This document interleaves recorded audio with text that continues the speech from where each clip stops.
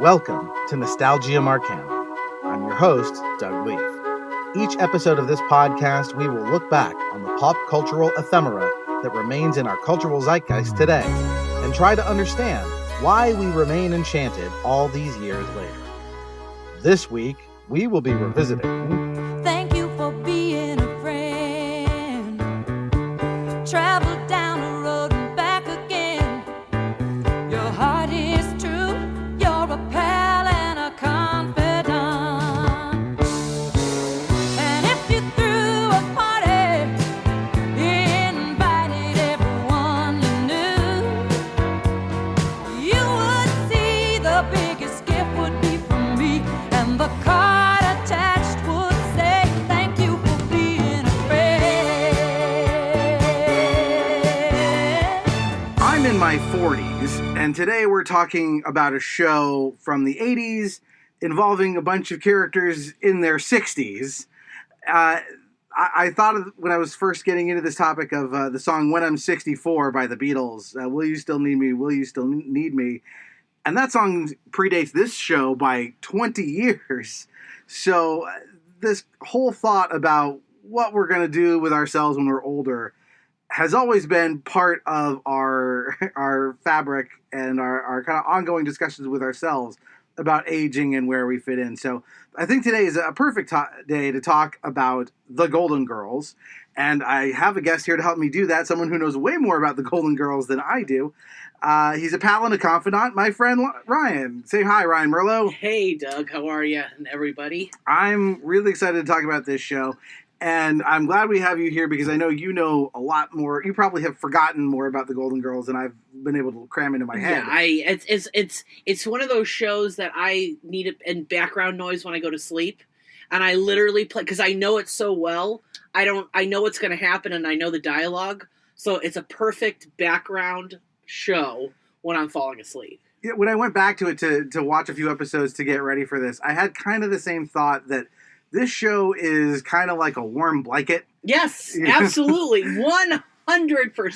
It is a warm blanket. Yeah. Yes. And so I think everybody has a show, especially a comedy, that is that for them. Yes. And I know this is that for you. So Yeah. so let me start off by asking you, I asked which topic you would want to do, and you picked the Golden Girls. Right. So I want to hear why. Well, at first you said what are you nostalgic about? And the thing about the Golden Girls is I'm not only nostalgic about the Golden Girls as like the first, having memories of when I discovered them, but situational nostalgia, which each episode, there's a different topic, and a lot of times it's one of those shows that tackle very, very deep topics in a comedic way, but you can remember things that for instance, one of the episodes, Rose got a blood transfusion, and the doctor, the hospital sent her a note and said she needed to come in because they thought that maybe the blood was infected with the HIV virus. So she went and got an STD test, and she had to wait for a couple of days, and all of the anxiety and the kind of the stress and all of her friends that rallied around her to support her. I remember my first STD test, and I remember the people who were around me. And every time I watch that episode, I think back to that and think about how wonderful those people were and how wonderful that moment was. It was stressful, but I got through it. But the first time it's interesting, but how I got to love the Golden Girls was I was an intern in New York City. And I went there and I had no friends. I knew no one in New York. I went there to intern at Good Morning America. And I lived on 33rd and 3rd with a guy who I had never met before. I got his, I was just renting a room. And now this was like 2003, so before DVDs. He had 10,000 VHS tapes.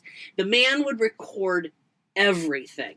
He had a recording of every episode of the Golden Girls from inception to ending.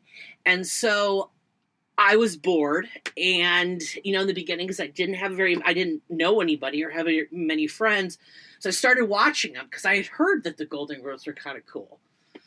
And I fell in love with it. And then as I started meeting friends, they started coming over to my apartment, and we would watch it together. And it kind of was like every time I watch the Golden Girls, I think back to this amazing 6 months that I spent in New York City. You know, when I was in college, I had no obligations. I was just fun. You know, I didn't have to worry about finances. You know, everything was perfect in one of those idyllic situations and idyllic times. And so that's what I remember about the Golden Girls. See, I had no idea you came to it so much later. I did. Yeah, that's interesting because I encountered it in the wild in the 80s when it was on. Mm-hmm. But my memories of it are tied with, as you would expect, older ladies. Yes. Specifically my grandmother. Right. And so I remember, you know, that's the kind of show that my mom would watch it. Definitely my grandmother would watch it because, of course, it appealed to their demographic. Oh, yeah. And so I always enjoyed it when it was on. And I remember thinking, like, this show shouldn't appeal to me because I'm, like, 9? Yes. And there's something about it. It reminds me of some other shows that came to mind, which, even though they're nothing like it in terms of topic, but I thought of Frasier and The Big Bang Theory. Mm-hmm. Because those shows are about people that, you know, Frasier is about a bunch of fancy pants, erudite people. Right. Big Bang Theory is about a bunch of mega nerds. Right. And so a large portion of your audience is not going to be able to relate to the things they're interested in. Right. But they definitely go for the show. And the reason is the show does a good job. Those shows and the Golden Girls do a great job of getting your audience to see things from their point of view. Absolutely. And like really empathize with them. So, you know, even though I was this, 8 or 9 year old kid, like I was like, I get what these old ladies are laying down. And I think it's aspirational because in a lot of ways, because I think all of us think about, especially when we get older, think about our mortality becomes more in our psyche and, and getting older and retiring and what would we do if we find ourselves alone in retirement? And I think you see a group of women that is friendship goals that, shows a different side that TV really has never focused on, this age group of late 50s to 70s or 80s, they're all living together. And I think they do it very, very well. And they take sort of something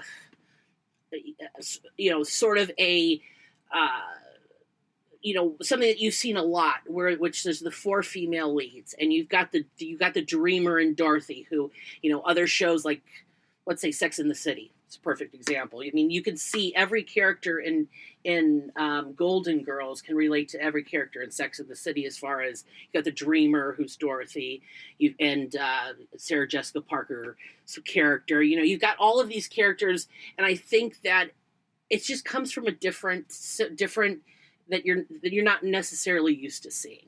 And I think that that's kind of cool. Well, definitely it was revolutionary at the time. One, just to have a show that was 4 female leads at all. Yes. Let alone 4 women in their 60s or older. Yes. Where, you can picture the network executive going like, but we need someone young and sexy. And like, right. The show has none of that. Right.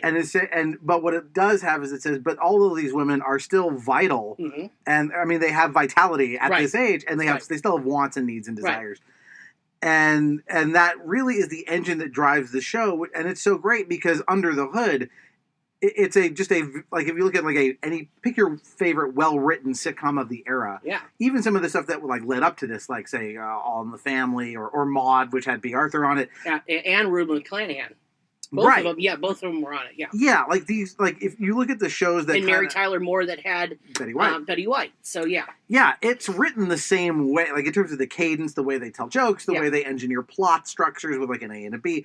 It's classic, sitcom writing 101. Yes. But you've layered into that these really indelible characters and this unique kind of setting for them to kind of have these adventures in. It really, you've laid this groundwork for this incredible thing. And do you know how, when you said, the old characters and everything, you know how that all came about? Some of it, yeah. I thought it was really interesting that, to some degree, they went out and said, well, we've seen all of these actresses do things like this before, so do it again. Right. but with like a twist. So go ahead. I know you had something in mind. Well, NBC, when they were pitching their fall season in the, like, I don't remember, 1983 or 84 or something, Miami Vice was a big part of that. And they basically did a spoof with Doris Roberts, who was in Everybody Loves Raymond, and she's been in a bunch of things, and another actress. And they basically, as a spoof, played 4 women who were playing cards in Miami, and they called it Miami Nice. And everyone in the audience fell in love with it. They fell in love with these 4 older ladies in Miami playing cards. It was a total joke. I mean, it was never supposed to be. It was not a pitch. It was just kind of a light moment during this plot season that they were showing their audience, and that's when they got this idea that maybe this age group, maybe 4 women in Miami, there might be something to it. And so I think Tarkington, who was the head of the NBC, network at the time, yeah. he basically pushed to have, he kind of green-lighted them to start looking for, something like this. And Susan Harris, who's one of the writers, she wrote it, and she kind of created the show. So it's kind of cool. Yeah, and I know the pilot. The script for the pilot was extremely well received. They were like, "Yes, this is it. Yes, you've nailed it." What was funny is I when I did a little research, I saw that the original plan was they wanted it to be 4 women in their 40s, as of course being too old to live. Right? Yes. Yeah. But thankfully, they have the sense to go, no, women in their 60s. Yes. Yeah. That is better. Right, and they also had a gay cook in the pilot. There was a gay cook. Right. And they saw how difficult it was. If you watch the pilot, he has very few lines. I did. It's very kind of. He's like an awkward. I mean, it seems like they were trying to get him more lines, but Sophia comes in and she's just a hit. And so then they basically said, okay, we're going to focus on Sophia, and it wouldn't have worked because these women are living together because they're financially. They need to live. I mean, they would never. There wouldn't be a situation where if everybody was financially stable, they would all be living together. So and afford a cook. Yeah. Exactly. Yeah, if you could afford a cook, you probably would be living on your own. Somewhere. Yeah, I watched that pilot episode in preparation for this, and it's weird because all 4 of the main characters feel like fully formed, like out of the gate. Like this is the 4 characters I recognize. Yeah. They're in, but this guy is like. It feels like he needs more time in the oven to develop as a character, and they just said, "Nah, just get rid of him." Yeah. I mean, I don't know. I mean, I don't understand why they ever thought that would work, but who knows? Well, often, like you watch, like if you go back and watch some of the first episodes of sitcoms, they definitely are weird looking. Watch the first episode of Seinfeld, for example. Yeah. It does not resemble the rest of the show. Well, first episode of Roseanne had a different DJ. And a different actor for DJ, and you can look at a lot of pilots that have the pilot comes out and then it's kind of different as the second episode. My favorite one of those that's very strange and jarring is House, MD. If you watch the first episode of House, they changed up the cinematography. So in the original episode, like everything is sort of these weird muted, like the colors all washed out, but then there's these like bright oranges everywhere.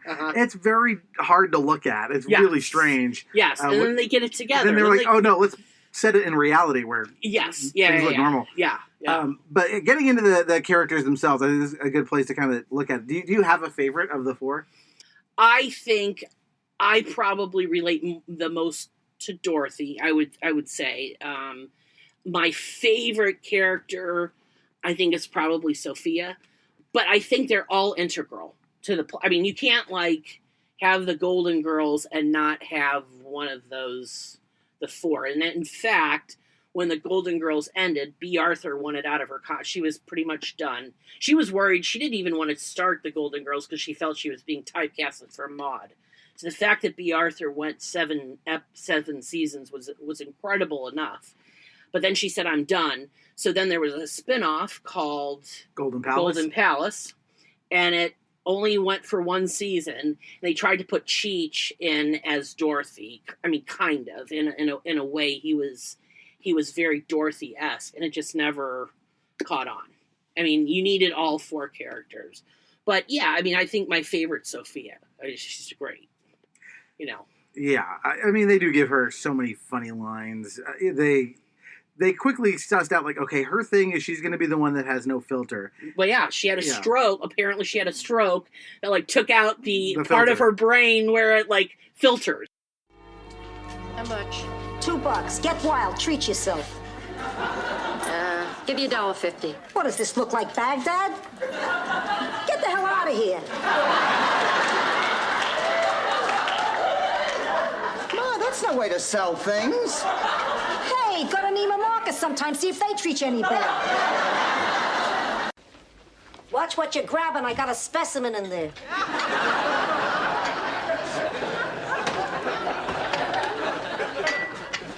I wonder what Rose is doing right now. You mean you wonder if she's doing it right now? No, I just wonder if maybe we didn't push her into something too fast. What I can't understand is how in the world she managed to wait 15 years. How long did you wait after George died? Till the paramedics came. Yeah, so that was the So I don't think they needed a plot explanation for that. I mean, just could have been, just had one of those people that doesn't have a filter. Absolutely, that would have been fine. Absolutely. Or she's 80 and she just doesn't give a fuck anymore. Well, and the funny thing is Estelle Getty is Jewish, and she felt so. I think she kind of comes more across as Jewish than she does Italian, and she was Jewish. I mean, she's dead, so she was Jewish, and one of her biggest issues was, I don't know how I'm going to be able to play an Italian. Why can't we make this character Jewish? And if you listen to all of the kind of the episodes, all of her friends are Jewish. Every name that, my friend Gladys Goldfine is her best friend. I mean, she definitely, I think she would have been, that's the one thing that I think that they would have done that might have been better if they would have made her Jewish, because I think it would have been really even better. Yeah, I don't know that her Italian heritage informs that much of her character or her personality. So you could have made her anything. Yeah, it wouldn't have mattered. But I enjoyed learning that she struggled so much with that role that she was, she had crippling kind of stage fright. Yes, she and did. A lot of it was anxiety about working with these heavy hitters in B. Arthur and Betty White, that she was just felt like, I'm the odd man out. These two are comic legends. What am I doing here trying to, go toe to toe with them? But, she clearly held her own. And what's funny is she was, I think, everybody's favorite, because B. Arthur and Betty White did not get along. In fact, Betty White liked B. Arthur. B. Arthur wanted nothing to do with Betty White. I mean, they were very, very. If you watch, sort of the behind that, they did interviews like after so many years, and Betty White said, B. Arthur could not stand me. And so it's interesting that all of them loved, Estelle Getty. And the funny thing is Estelle Getty was one of the youngest, if not the youngest. B. Arthur was older than Estelle Getty, who was playing her mother. Right, yeah. Yeah, it's a little like the one I think that comes to mind is The Manchurian Candidate, where the original one, where Angela Lansbury is like 4 years older than the actor playing her son. Yeah. But she's Angela Lansbury. She's always been old. That's just, exactly. She was born exactly. Old. Yeah. These characters, you mentioned Dorothy. Like, Dorothy is kind of the leader. She's the Leonardo of the group. Yes. And she is doing a character that's fairly similar to Maude, but I don't know if that's just the way B. Arthur carries herself. I think that is B. Arthur. I think B. Arthur was she was very progressive. She was huge in the gay community. In fact, she gave a lot of money to the gay community and to disadvantaged youth. One of the Ali Forney Center, I think she put a lot of money into, which is homeless youth in New York City, homeless LGBT youth in New York City. So and in Maude, she was, of course, very liberal. liberal woman, and so I think because that character was set up to be a foil to Archie Bunker. Yes, so, exactly. Yes, yeah. And that was a spinoff of All in the Family, wasn't it? Right. Or, yeah. Okay. Yeah. So, and so was the Jeffersons. Like they really worked that absolutely franchise. Yeah, exactly. And I mean, so Dorothy, she is. I think she's the dreamer. I mean, and when you that character, the dreamer, being, you can see in most shows that have the 4 women format that there is that dreamer. There is that character. Like I said, Sarah Jessica Parker, I think, would be kind of the Dorothy character in Sex and the City. If there is one of them to call the lead or the protagonist out of the 4, it's her. Yes. It's interesting that you call her the dreamer because her persona is so acerbic. Mm-hmm. She's constantly delivering these just cutting insults to everybody. Right. If I'd had the money, I could have been living in a swinging condo instead of with... I better not say anything till I've had my coffee. A slut and a moron.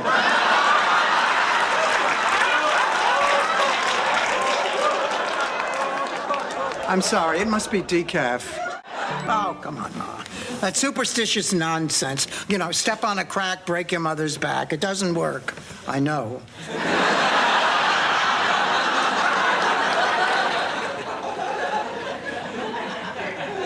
I tried. I think I can handle this relationship with Dirk. I'm going out with him Saturday night. Was there ever any doubt? Momentarily.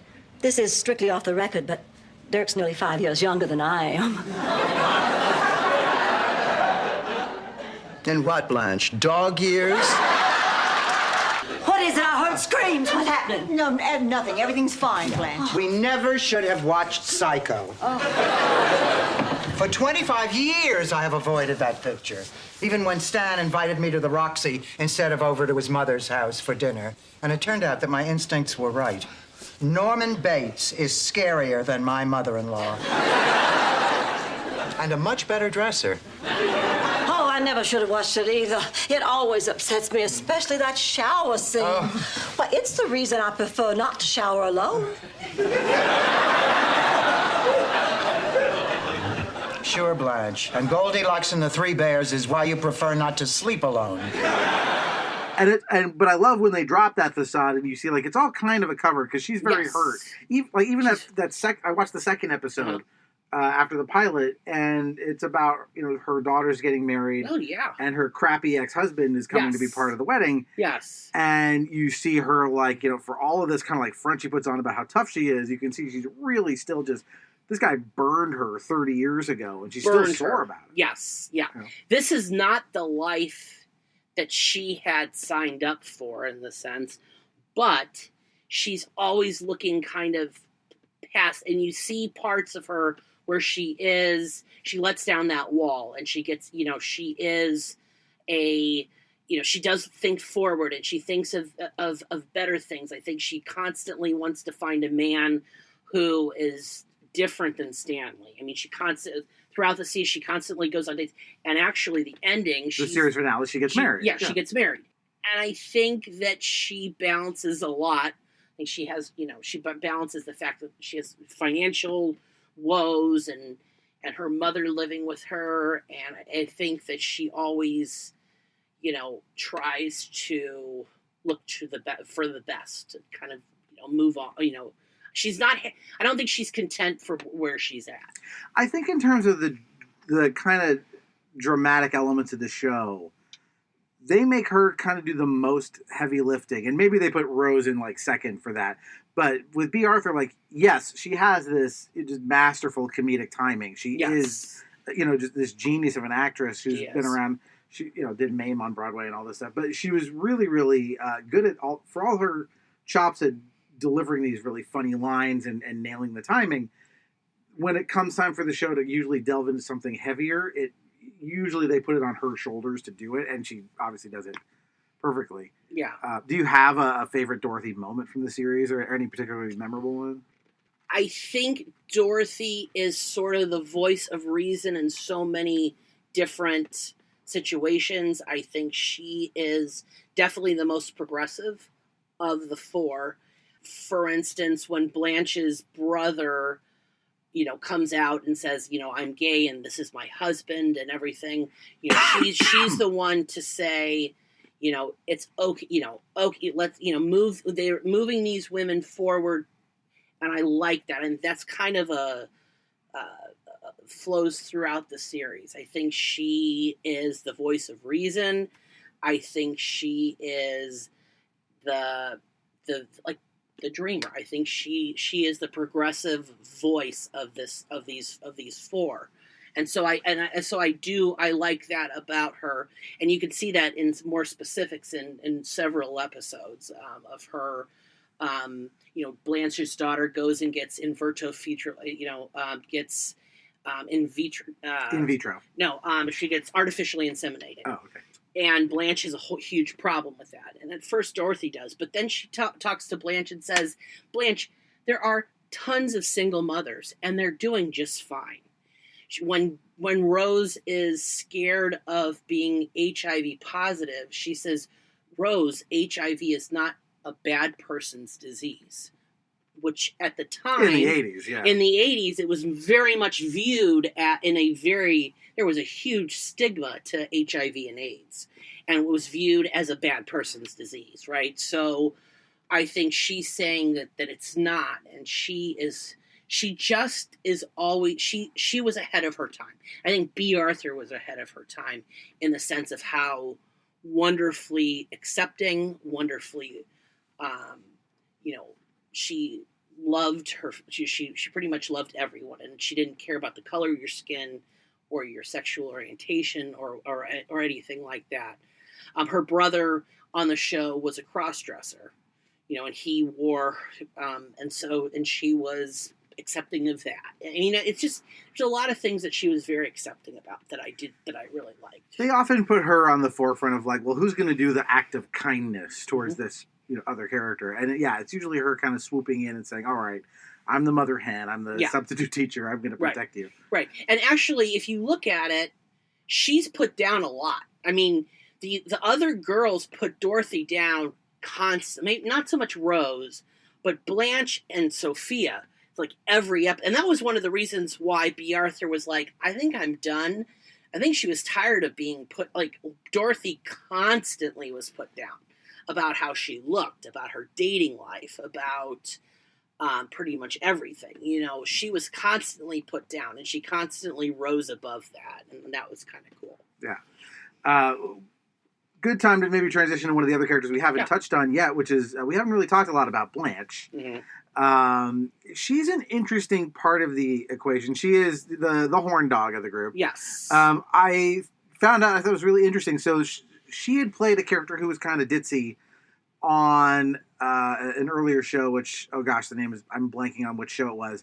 And of course, Betty White had played the man-hungry character on the Mary Tyler Moore show. Yes, and so, again, brought in, do that thing that you did, do it again, which is how Hollywood operates, right? Absolutely. So do the thing again. And then at the last minute, they switched roles, and man, does that work so much better. Betty White, I can't pinpoint another actress who can have the blank, lights are on, nobody's home look like Betty White. I mean, she did that. Her facial features when she was, it was like, oh my God, she passed the totally naive, not too bright kind of, out of it character that she played. She was great. It's a tricky thing to play someone who is kind of dumb and do it well, because they ask her to deliver lines that are, because she's saying something stupid, right? The audience is immediately primed to go no one's that stupid. No one would say that, right? Absolutely. So to deliver that line convincingly, she kind of again, she's a master. Yeah. And you watch this. I'm trying to think of other actors who play dumb really well. One that comes to mind who used to do this very well was Chris Farley. Yeah. He playing complete moron characters. Yes. Yeah. He did that really well. Rose, she could not understand. She was very, for instance, if you were to say, oh, get out of here, she would leave the room type thing. She couldn't see that there was, different meanings, and she took everything literally. Right. And I think that was how kind of her comedy was taken around. But I think she did a great job, and I think Blanche did a great job too. Yeah. I think she was great because she I have, and it's funny because I've known some people, 5 or 6 people in my life who were absolutely beautiful. People who would walk into a room and everyone would look at them. And the funny thing is they are the most, they're so self-conscious because that, beauty is they feel like sometimes that's their kind of calling card. And Blanche plays that so well because she's so insecure. Girls, this nightgown is so sheer, I believe you can see right through it. Hello, Fidel. Hello, Blanche. How are you? You don't have cataracts, you tell me. Beat it, you 50-year-old mattress.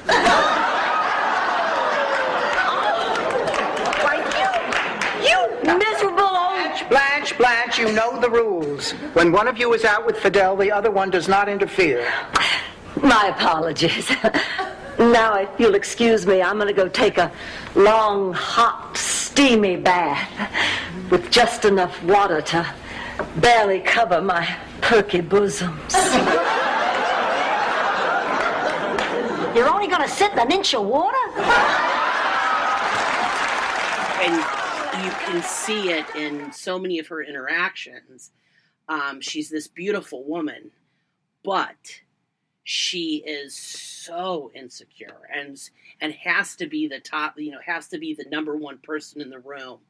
And, there's a reality of that. I mean, that played so well, I thought. And that's laid out right there in the pilot, which is about her going off to marry some guy she's known for a week, who, of course, turns out to be a bigamist and a fraud. Yeah, right. But her inability to be alone. She's one of those people that just like, I have to have a significant other. I have to be in a relationship at all times. She has to be with a man. Yes. Yeah. Yes. She can't function outside of that. And what's great is she has these 3 women to sort of be her family and back her up when she's not. Yeah. Again, she's another character kind of like Dorothy who projects a lot of strength. Yeah. Those two kind of pair together well because again she's projecting strength, but inside she's very insecure. Right. Rose is not insecure. She's very much like everything at face value. Everything you get what you get. I mean, when you see Rose, that is Rose. There's no maleficent or like malicious agenda at all. I mean, she's just Rose, and I don't think she can think past, that. She's just a good person. She's a good, like, wholesome person that, you would love to be a friend. You love to be friends with. Yeah. She's a little ditzy and a little kind of, but if you needed something, she'd be there. Yeah, she's incredibly sweet. They do write her sometimes. I love when they ever talk about her younger life in St. Olaf. Yeah. Oh, yeah. Because St. Olaf stories are so funny. Those are really funny because they basically write her as if she's from Mars. When I think of my father, I always picture him pulling a giant tuna up Main Street. Well, who doesn't, Rose? It wasn't a real tuna. It was made of chrysanthemums. It was the float in the Founders Day parade. You probably don't know this, but my hometown was founded by Heinrich von Anderdönen. The first man to ever can tuna in its own natural juices. Anyway, it was the 50th anniversary celebration of the founding of our town. My father was chosen to pull the float. He thought it was because he had the newest tractor, but actually it was because he was the only one small enough to fit into the mayonnaise jar costume. I'll never forget the moment we caught sight of him turning off a sycamore onto Elm. Something must have happened to the tractor, because there he was, this lone little mayonnaise jar, dragging this giant tuna up the hill and past the reviewing stand. I don't think I've ever been prouder in my life. That's very touching, Rose. It shouldn't be, but it is. Whatever goes on in St. Olaf, it's like, it always sounds like, where the fuck did you grow up? I mean, it's so funny. yes, it's like, I mean, and the people of St. Olaf are just a bunch of morons. It's like, there was one episode where they were talking about Dorothy was teaching a after school history test because Rose had never graduated college or high school, and she said there was a German. She said that her gym teacher was really Adolf Hitler, and he was dating the other person who was Eva Braun, and she said that the Germans focused on St. Olaf as a location where they could turn American youth against America and be pro-German. And Dorothy was like, "Well, yeah, but they had a really, really good start because everybody's stupid there." And so, yeah, I mean, St. Olaf is this town that you just assume that everyone is like you just a Dorothy. assume everyone is totally an idiot. Yeah. So, but she's such a good person, and you fall in love with her because you know that she's a good person. I mean, that shines through. I think all of them are. Oh, yeah. And I think the show would not work if they weren't also supportive of each other and everyone else. Like, it kind of, it makes you root for them all the more when you watch them kind of, yes, they'll say something kind of biting and funny. Right. They'll deliver these, like, Groucho Marx zingers at each other, especially Sophia. But, yeah, it's always like, but whenever the chips are down... They all, they're they're each other's retirement plan. They're they will have this sense that they'll always be together. So because two of them are widows, or three of them were widows, and Dorothy is a divorcee. You got this. They're all alone in a sense. All of their kids are gone and have moved across the country. And at that, you're getting to the second half of your life, or, and what do you do? Well, the whole thing is about a second act, right? Yes, it is a second act. That's exactly right. And the thing about it is there's been a lot of people who would argue that this, in real life, this could never work. 4 women living in one household and being able to, and they do everything together. And I think you have to suspend your disbelief a little bit in that. But I mean, if you could find a situation like that, how wonderful would it be? Yeah. What's kind of interesting about the way they're written, they're almost written as if they weren't old. In terms of like the adventures they get into, their whatever the thing is of the week. A lot of it's about their dating life. Yeah. And, like, you could almost have the same episode with a bunch of 20-somethings. Yeah. Well, in a lot of ways, you do with Sex and the City. I think Sex and the City is very referential to, with Golden Girls. Yeah. Well, they sort of set a template, for sure. Yeah. The other shows would follow. But I kind of like that because, again, it's like, you imagine the writers going like, all right, well, what are we going to have these old biddies do? Absolutely. But they don't. It's like, oh no, they're going out on the town. They're doing stuff. They're, they don't treat them as if, well, you turn 60 and then that's it. Your life is over. Yeah. You can have a sex life. Even Sophia has a sex life and she's in her 80s. Right. So I think I think it really taught America that your sex life and everything, your life doesn't end when you turn 60 or when you turn 50. You make life what you want of it. I mean, life is as good as you make it, and it shows that these women are still vital, and it shows that 60-year-old. I mean, I think it just showed America a different side of aging, a once forgotten group of people, frankly. And this Golden Girls are now, at 50, maybe, your life doesn't end at 60.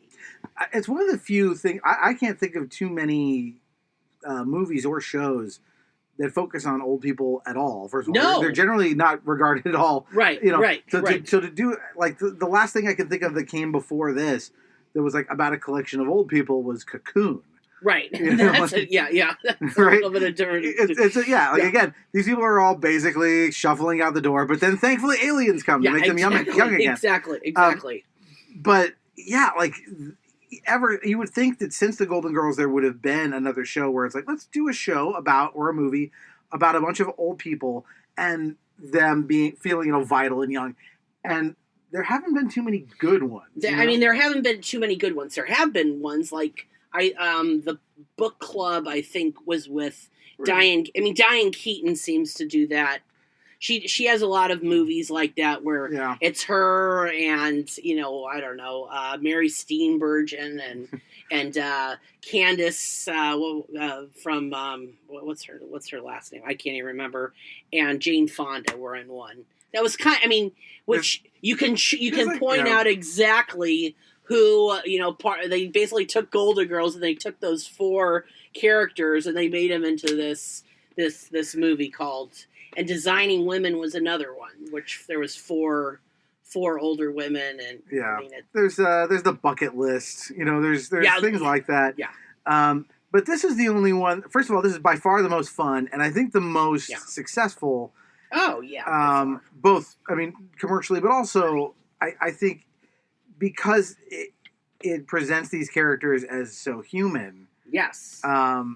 And it's just well written and funny on top of that. Yeah. Like, this is like, I can't think of anything that does this kind of concept better than this does. No. And I think it would be very hard, you'd be hard pressed to find a show that has been popular in so many different generations. Hulu just brought back the Golden Girls, and there's a whole new generation that probably had never seen it. And now the whole thing is on Hulu. And so I know a lot of younger people. I can't tell you how many times I'm walking around and I see a young guy or a young girl with a Golden Girls shirt on. Or they dress up as them for Halloween. Or, it's definitely hit a much, much younger audience. It's transcended. It's not only their age group, but it's transcended different generations. Yeah, and that's huge, I think. I mean, they still have, remained kind of, part of our cultural fabric. Like, I remember going online, like, I keep seeing, I guess Facebook knows me too well, because I keep seeing these ads pop up for various hilarious T-shirts, and one of them is, it just says, "Thank you for being a friend," but it's the Ninja Turtles font, and then it has all 4 of the Golden Girls, mashed with the Ninja Turtles. Oh, yeah, and I've seen... Shady Pines Ma shirts about her sending her mom to the old person's home. Yeah. So I see Golden Girls merch a lot. It's one of the few sitcoms from the 80s that I think you do see that for. I mean, there were a lot. I think of all the really popular great sitcoms from the 80s, and almost none of them have this kind of staying power that people would still go back to. Like, maybe Cheers, until recently, The Cosby Show. Yeah. Sorry. Yeah. Until recently, Roseanne. I mean, Roseanne was part, and I think she was in a little bit of the 80s. Yeah.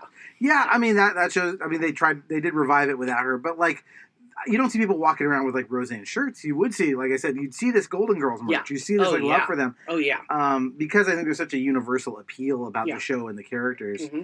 But yeah, from that era, it's weird that's one of the few. That's There's really very, persistent. very few. I mean, even something like Miami Vice that was so popular in the 80s. Yep. I couldn't tell you anything about Miami Vice because it's not on anymore. Yeah, no one cares about it. Nobody cares about it. Its cultural footprint has just faded away. Has faded away, and this seems to have persevered.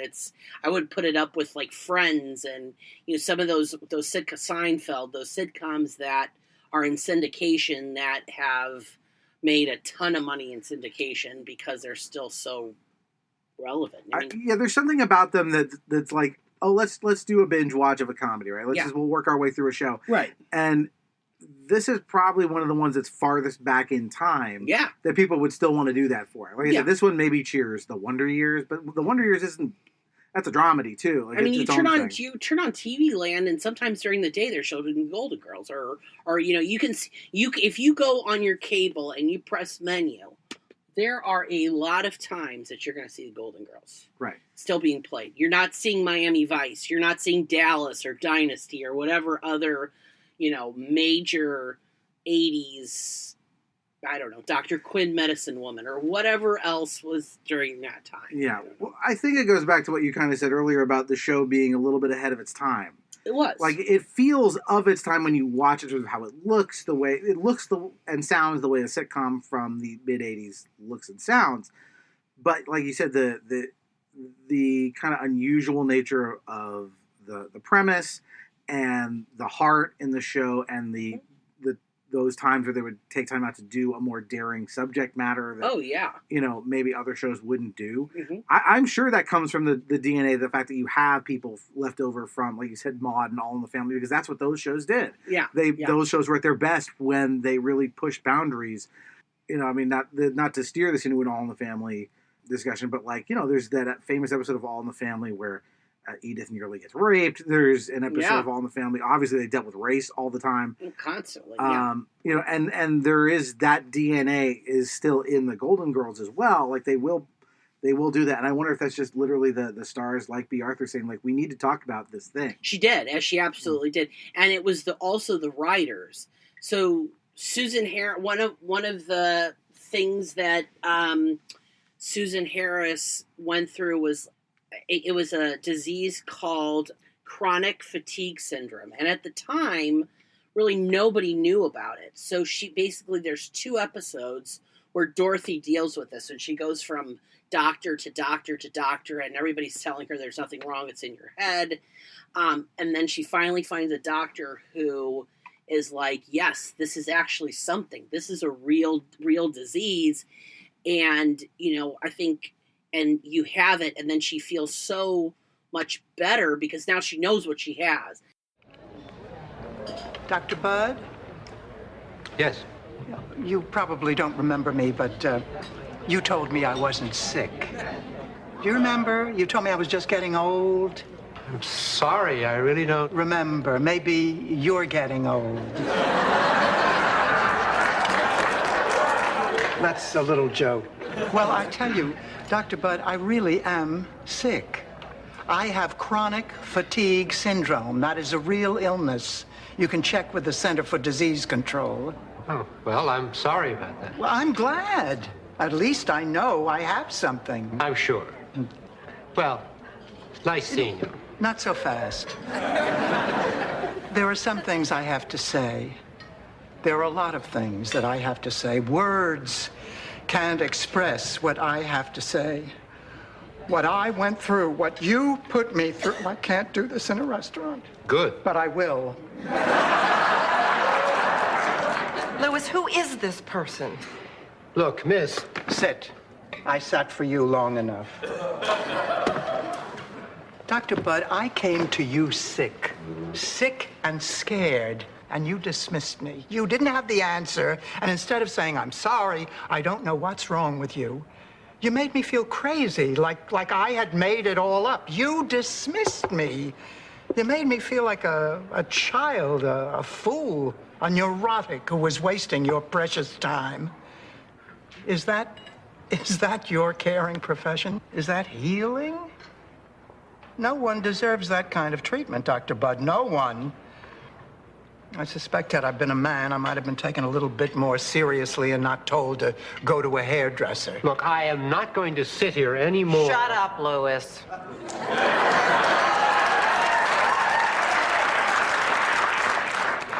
I don't know where you doctors lose your humanity, but you lose it. You know, if all of you at the beginning of your careers could get very sick and very scared for a while, you'd probably learn more from that than anything else. You'd better start listening to your patients.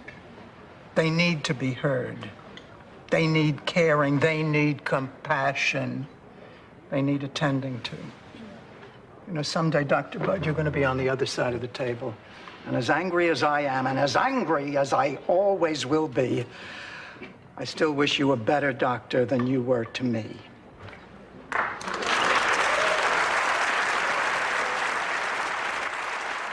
I think how many of us have, maybe not even our health. How many of us have had a sound on our cars and we can't recreate it, and people are like, oh, there's nothing wrong. And you finally find that person that's like, yes, there is something wrong. It's your whatever. And everyone can I think relate with that, and that was, and chronic fatigue syndrome is now recognized illness. And those types of things, they dealt with real life things that were going on. And Miami was full of news. I mean, Miami didn't have a great reputation then. I mean, they was dealing with that's all with the cocaine wars and everything.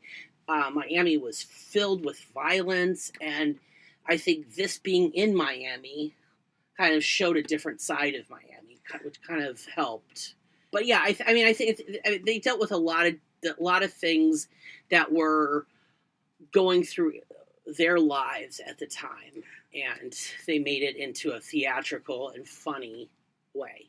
Yeah, and I think that what you just described is kind of a bit of the show in microcosm, where, again, you've got this show about 4 people in this cohort that society tends to ignore. 100%. And so this is, like you said, so people not listening to Dorothy or taking her seriously, like that's true of all 4 of these women. That so often the elderly are just overlooked. They're not. Oh yeah, I mean, they try to get jobs, and in the show, Rose was having a hard time getting a job because of her age. Right. And they assumed, because you're at an advanced age, you can't perform correctly. Right. You can't perform like a 20-something. And Dorothy is, a teacher, and she's working with 20-something. I mean, it shows that life doesn't end at 45 or 50, where I think a lot of people tend to think it definitely changes, at least. The show also has, as a secret weapon, probably one of the best theme songs of any TV show. Yeah. I mean, it's a great theme song. We used it at our wedding. Yeah, we had people. It was part of the introduction where they were bringing everybody in at our reception. And I didn't realize this. I thought this was written for the show. It's not. It's a cover. Yeah, it's not written for the show. Yeah, but it was. I mean, what a perfect. I mean, it's just perfect. The perfect song. And if you've never heard the original, I'll have to slip that into the show here somewhere. I'll put a clip of that. Thank you for being a friend. Travel down a road and back again. Your heart is true, you're a pal and a confidant. I'm not ashamed to say, I hope it always will stay this way. My hat is off, won't you stand up and take a bow?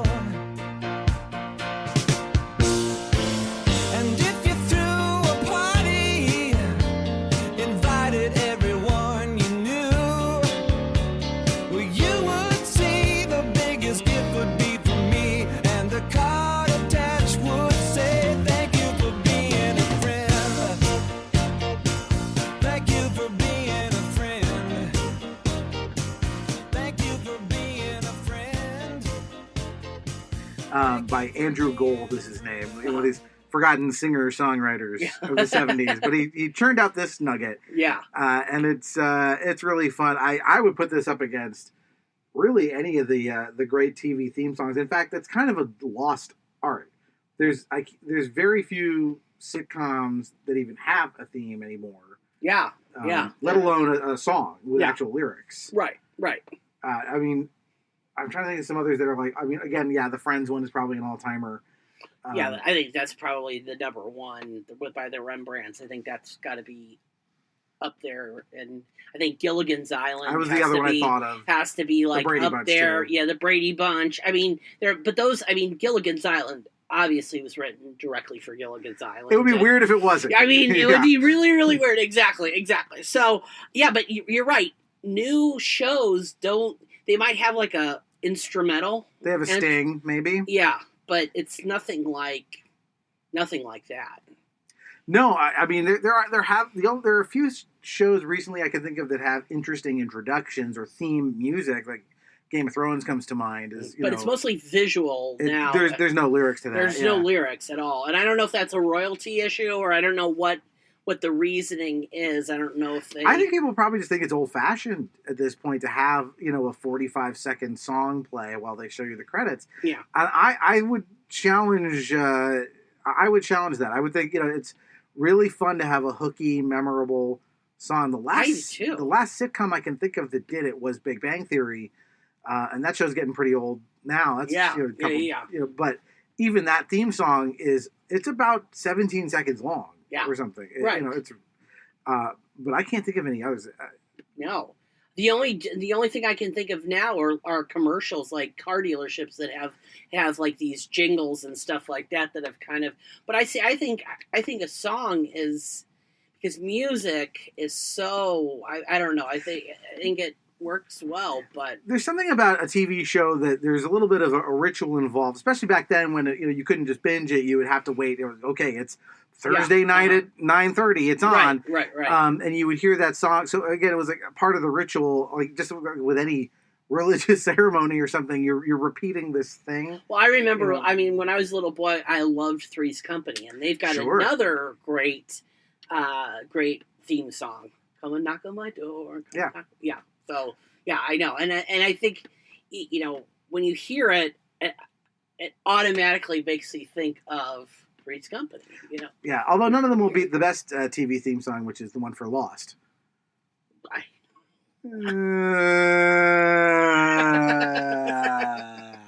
believe that's the theme song. Is that it? It's that sound as the word "lost" appears on the screen. Okay, yeah. Not the most catchy. No.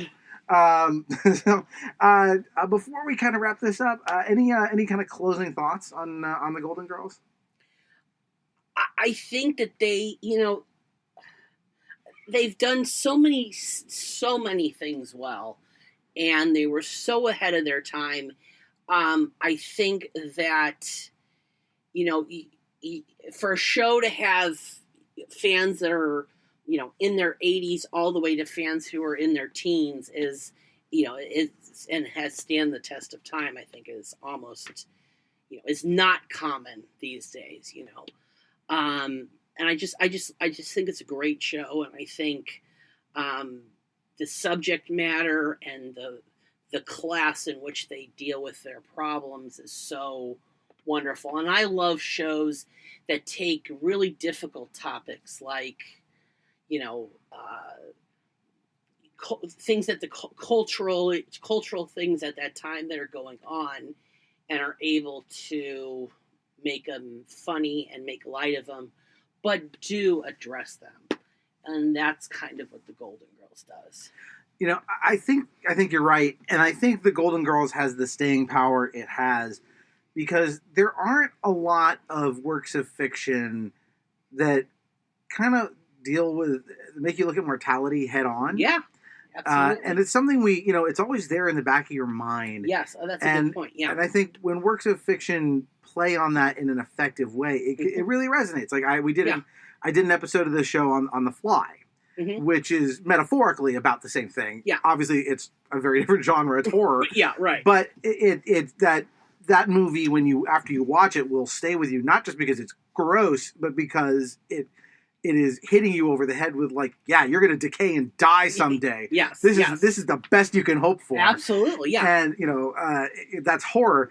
And on the other end of the spectrum, you have this where it's saying, yes, you're going to get older, but getting older is not the end. It's, there's life goes on. There's a on. life after you turn 50. 50 is, turns, because I think they were supposed to be in their late 50s, or even an 80-year-old. Look at all that Sophia did. She was a very active 80-something-year-old, and she was obviously in real life. She was a lot younger, but I mean, to show an 80-year-old that still has a sex life, still goes and, goes out every day, volunteers. I mean, has a group of friends, all of that stuff. And her mind is sharp as a tack. Now, that's more biological, and she's very lucky about that. But it shows that as you get older, you can still very much function in life. And I think that that's kind of a wonderful, it's aspirational for all of us.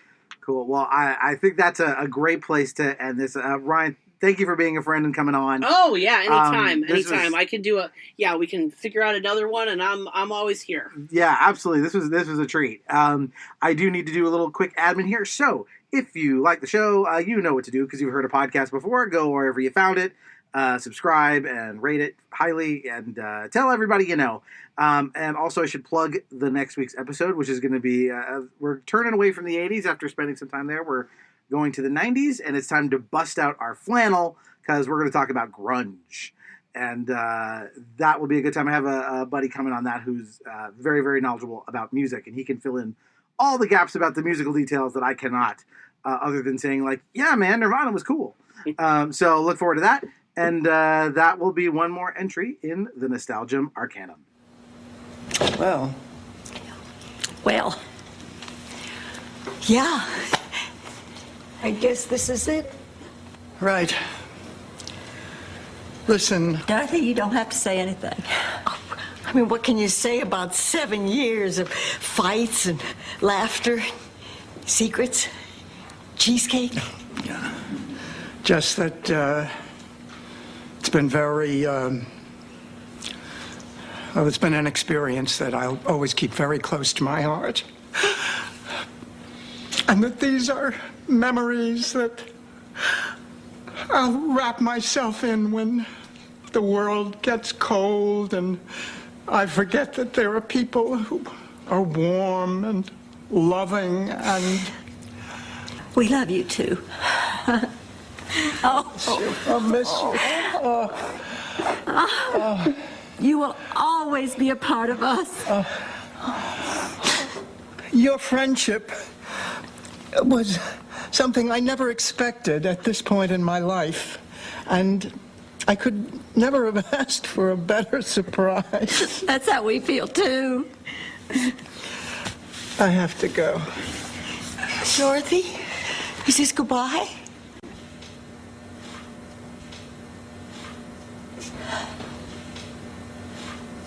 I love you. Always.